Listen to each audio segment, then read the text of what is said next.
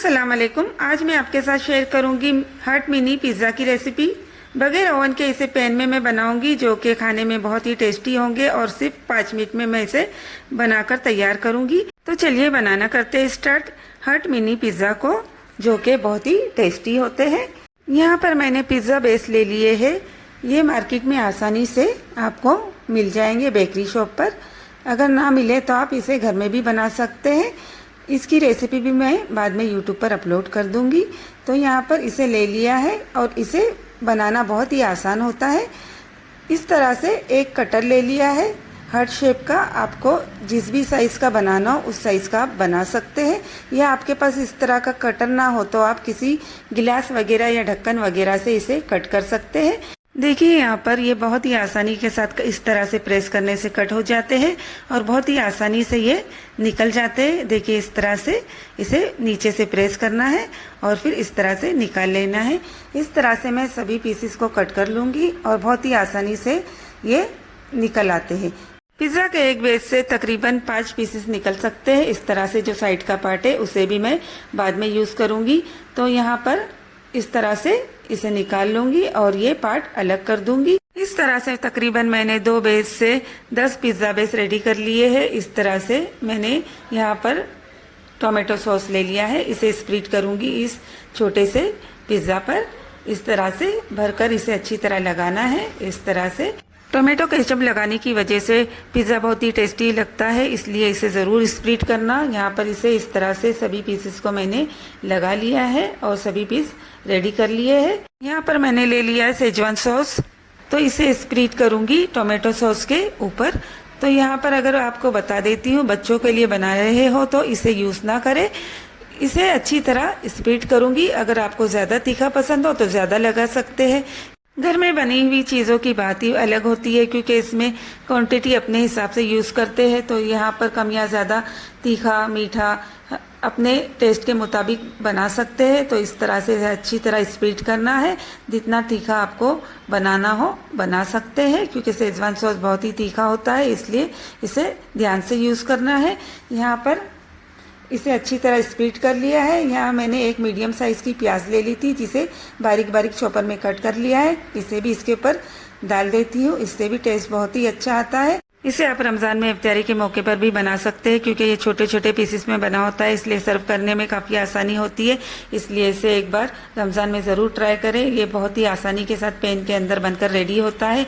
यहाँ पर मैंने एक छोटी सी शिमला मिर्च ले ली थी, इसे बारीक बारीक पीसेस में कट कर लिया है। इसे भी इसके ऊपर डाल दूँगी। अगर आपको पसंद है तो डाल सकते हैं, नहीं तो इसे स्किप कर सकते हैं।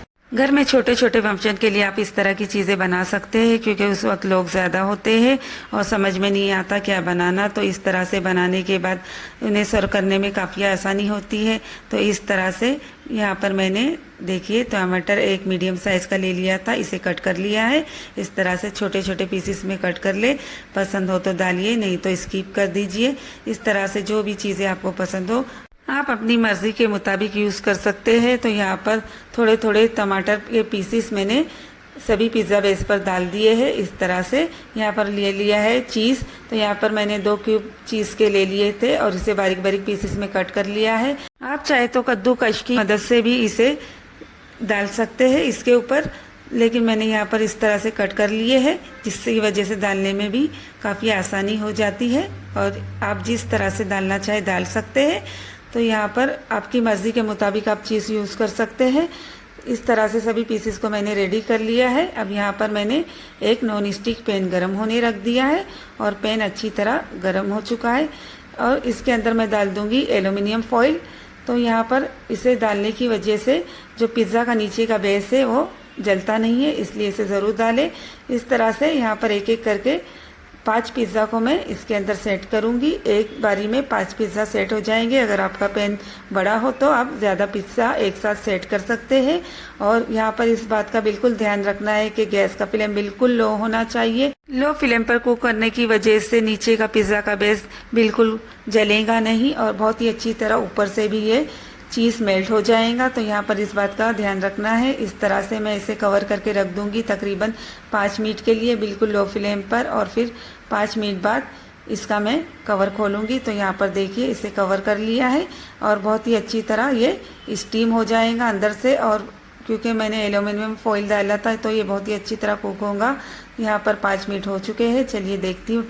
बहुत ही अच्छी तरह ये कुक हो चुका है। देखिए ऊपर से भी चीज़ मेल्ट हो चुका है। इस तरह से ये बहुत ही आसानी के साथ पैन में बनकर रेडी होता है और बहुत ही टेस्टी होता है। इस तरह से घर में बनाने की वजह से इसे बच्चे भी बहुत ही शौक से खाते हैं, तो इस तरह से ज़रूर बनाएं, जिसकी वजह से ये देखिए बहुत ही नीचे से क्रिस्पी हुआ है और ऊपर से चीज़ मेल्ट हो चुका है। बाकी के बचे हुए पीसेस को भी मैं इस तरह से कुक कर लूँगी। इसे निकालूंगी मैं एक सर्विंग प्लेट में और इसे टमाटो सॉस के साथ खा सकते हैं। इस तरह से बहुत ही आसानी के साथ पिज़्ज़ा बनकर रेडी हो चुका है। वीडियो पर नए हो तो चैनल को सब्सक्राइब कर दे, वीडियो को लाइक कर दे और बेल आइकन को भी प्रेस कर दे ताकि आने वाली वीडियो की नोटिफिकेशन आपको मिलती रहे। मिलते हैं फिर नेक्स्ट रेसिपी में। इस रेसिपी को आप शाम के वक्त या रमज़ान में ज़रूर बनाएं क्योंकि ये बहुत ही टेस्टी होती है।